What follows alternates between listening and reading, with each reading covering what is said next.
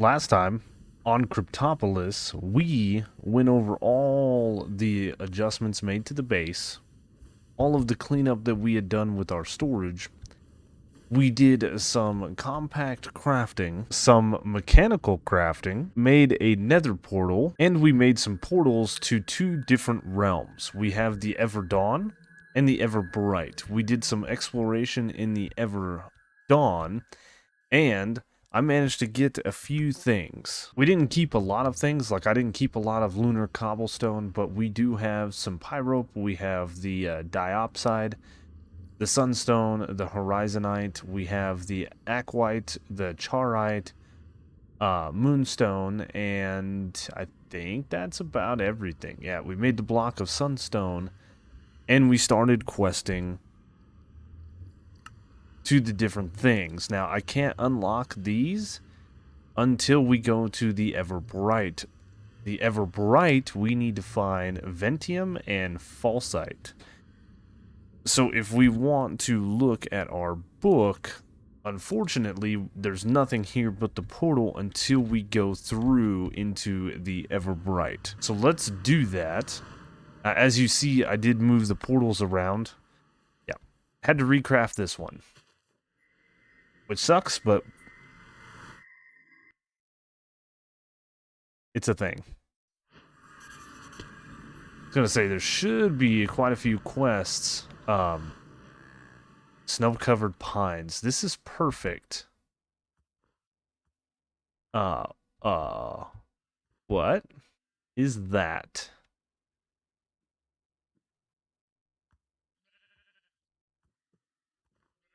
Definitely a little brighter.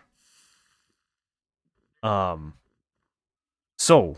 what I should be able to do now is look into here. Yes. So falsite is a magical metal found inside non-mountainous biomes. It has mysterious properties, allows for strengthening the durability of most any tool from the Everbright and the Everdawn.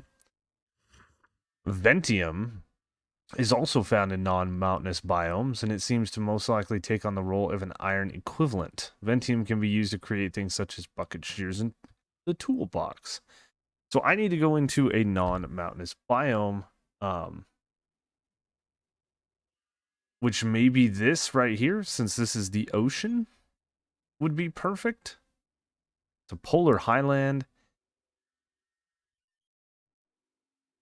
This thing I don't know if I want to explore.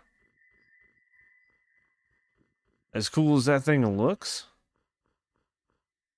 We did, by the way, get ourselves a little bit of armor.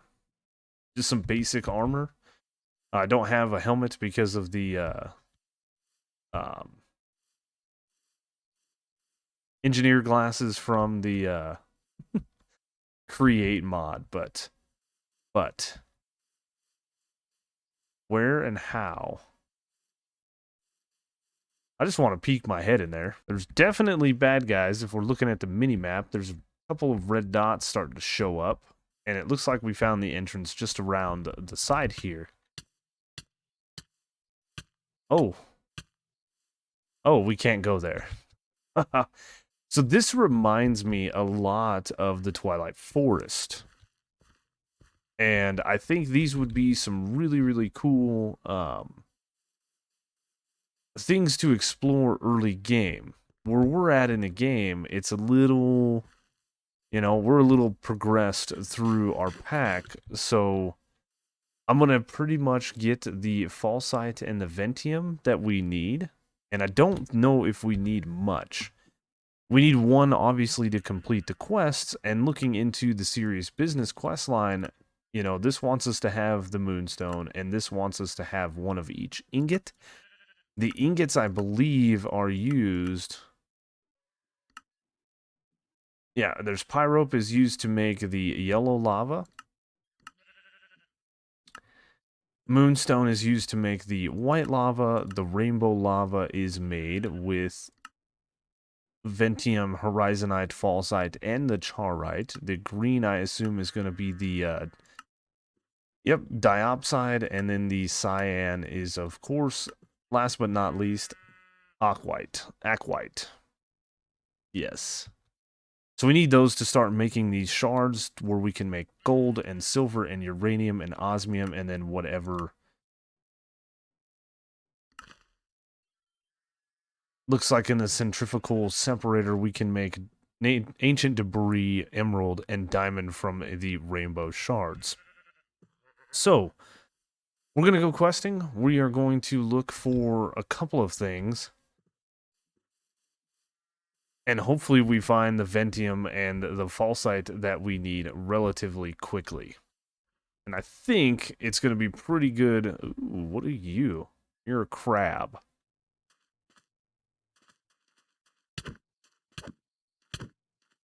You're an aggressive crab. Yeah, I think going down in the shores and maybe going even underwater, we can definitely find the things. Look at the jellyfish.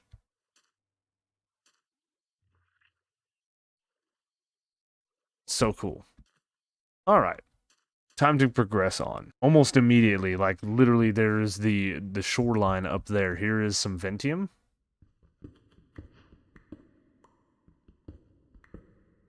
And here is some of the Falsite.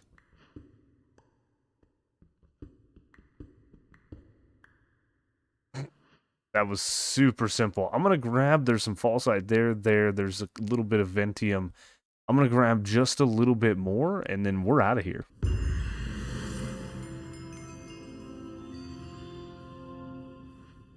There it is. We completed all of the Chapter 3-1 Adventuring Time. I did go through and actually get some ice. I set up an enchantment station over here and rolled some enchantments. Luckily got Silk Touch. I had to go back and kill some of the fauna to get more levels, but I needed Silk Touch. I wanted Silk Touch for some ice, and that will become apparent why eventually. So now that that is all done, the Everbright is a pretty neat place. The Everdawn's a neat place as well, and I wouldn't mind eventually maybe going and taking on some of the things and checking it out, but it is time for us to move on into serious business right here, making Tier 3 lava. So what I want to do is bookmark each and every one of these guys, because that is going to be our next task, is getting these lavas. So there looks like there's two different ways that we can start using the clusters. We can build this cluster template out of amethyst shards, which I don't have any amethyst, and it doesn't look like there's any good way to get it, but that is one way. We could use the gold cluster here with the budding gold block, but it doesn't look like I can craft that either. I'm clicking on it and nothing. So it looks like we need to make these igneous extruders. It's going to require lava, a null shard block, and yellow lava for us to create the gold shards. Now, the gold shards then again are going to be very, very similar to the lead and stuff, where we have to craft this block and then use that. No. Do I have to do it with the alchemy table? Really? With null dust as well?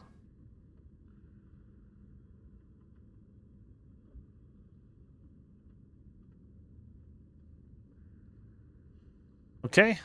Yeah, it looks like osmium, uranium, silver, and gold are all going to come from the alchemy table.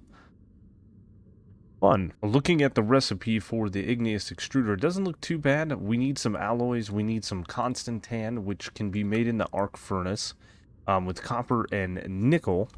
We're going to need Invar, which is going to be also made in the arc furnace with 2 iron and 1 nickel. So I'm going to go ahead and make some constant tan and some Invar. We need these redstone servos, which is just iron and redstone, a piston, and some glass, which isn't going to be too bad. I think, yeah, I've got some glass in here. Looking at the uses of the igneous extruder, obviously all 5 of our lavas are going to be utilized. We do need these null shard blocks, which is just null shards like that. That's not going to be too bad. But I also think I want to go ahead and get some soul soil, maybe. We'll see how to do that, and some blue ice. So that we can get some basalt. So we need 5, 6. Maybe cobblestone wouldn't be a bad thing to get, but the cobble deep slate is also something that I want to get. So at least 7, if not 8 of these set up. And we're probably going to need to move these drawers so that I can have cobblestone and cobble deep slate up here.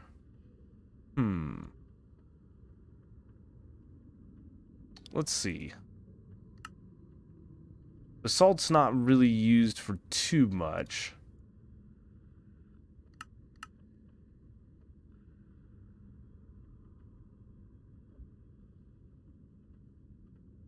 Eventually we can use it in the combiner to make ancient debris. Do we really need ancient debris? I don't think so, because we get the netherite scrap from the debris shard. Yeah. So,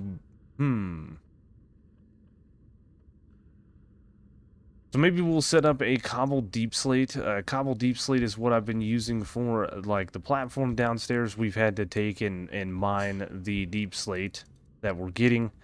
And then we'll set up one for cobblestone for the same reason. So still 7 of them, but I need to let this continue to make constant tan, and we're going to need to take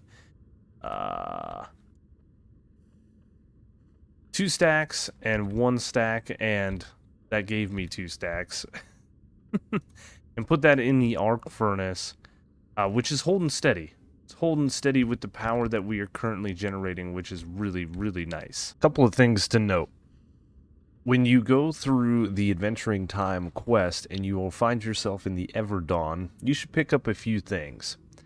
Namely, some of the logs. I think you need the lunar logs for the alchemy table. This guy right here. Yep, you need lunar planks. You're going to need lunar plank bookshelves. You're going to need an RGB core, and then the fallsite and the horizonite. You need an RGB core for all of these as well. So we need to make 6 of these. One thing that we had talked about was this, being able to get into our simple storage network, and in the last episode we were not able to do that via the overworld or any of the other dimensions, but I figured it out. Yep, I'm able to do it. And I'm able to do it in any of these biomes as well, which is really, really nice. Now, I did go around the into the Everdawn looking for the lunar planks because I need them, and the mobs are not helping.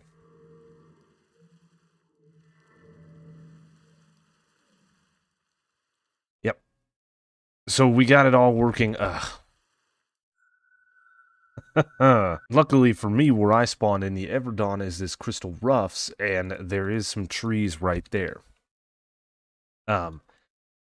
It's hard to tell by the leaf colors what trees are what, because these are like these are maple trees in here, and then if we go like over into this reservoir right here, these trees are actually dusk trees.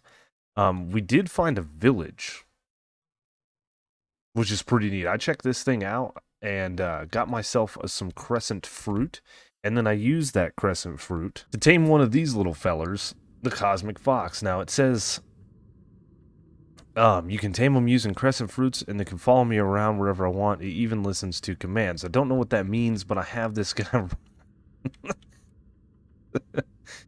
How cute isn't that? Chilling right here.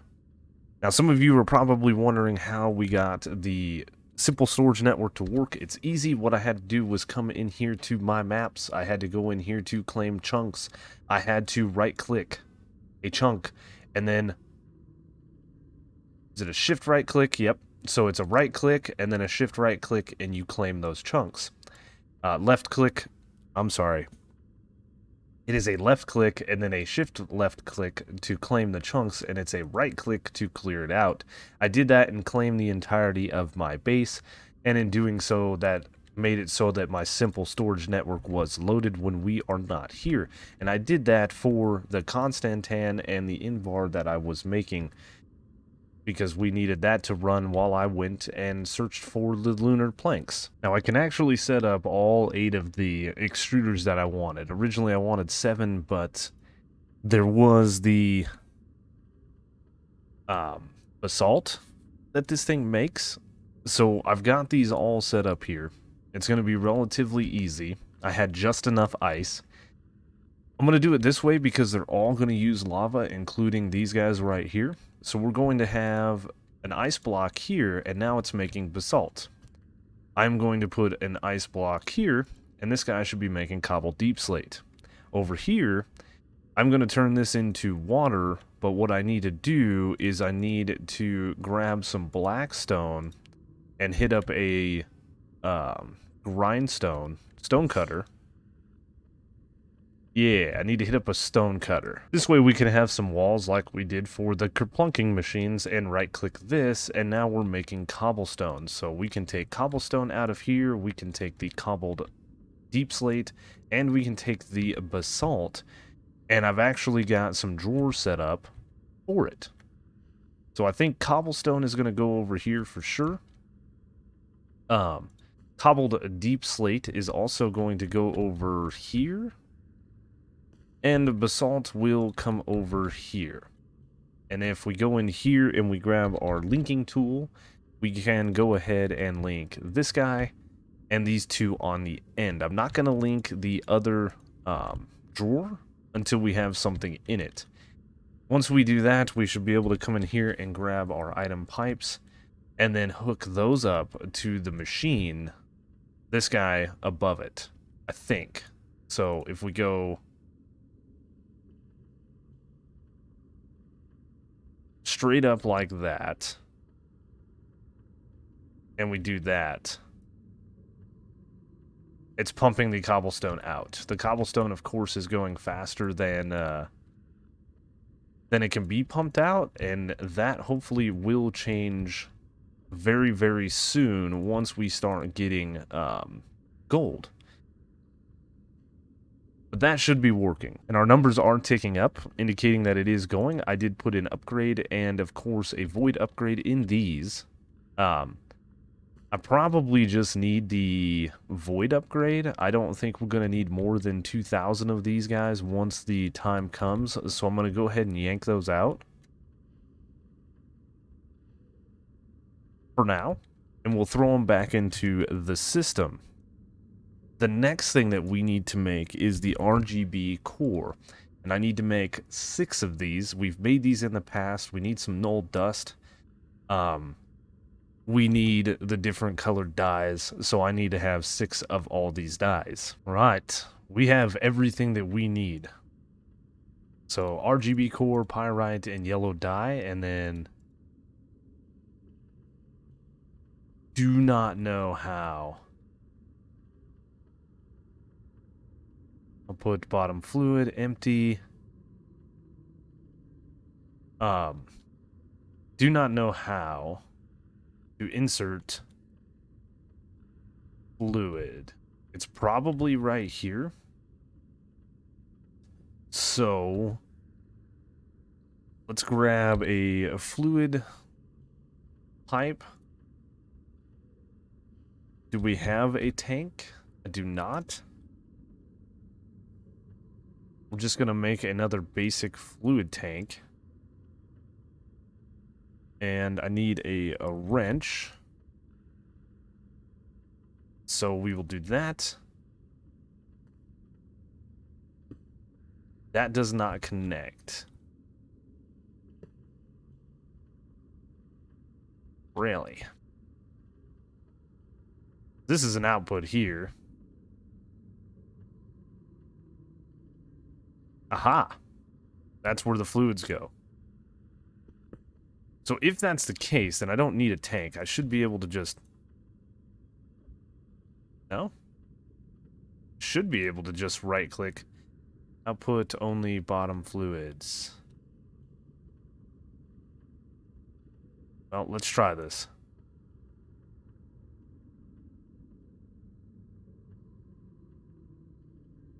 Uh-huh. Uh-huh. You can see the lava slowly going away and yellow lava coming. So, let's grab another fluid pipe. And another tank. I don't think this is how you're supposed to do it, but this is how I'm gonna do it.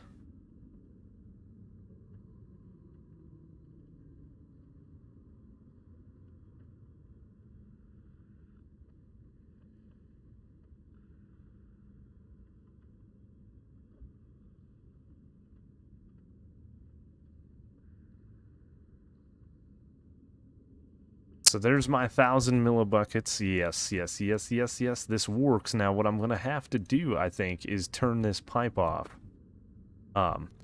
Temporarily, so that when we go in here, we can grab our lava, place it in the bucket. We can go in here, we can place our RGB core, and then we'll throw those two in. And all of this should be changing. And what I don't want is I don't want the, if this is like, not immersive engineering, what was the mod? Tinker's Construct. It's going to pull the bottom liquid out, is what I'm worried about. So we don't want halves liquids and stuff like that. I want full. So we'll just do that. Anyway, we got to go through the process of using the green dye in a lava bucket. We've got to go the aquite and the cyan, and then the rainbow is Ventium, Fallsite, Horizonite, and then the Charrite. Charrite. Yeah. So we're going to go through all of these, just like we just did, and we're going to get all of the different,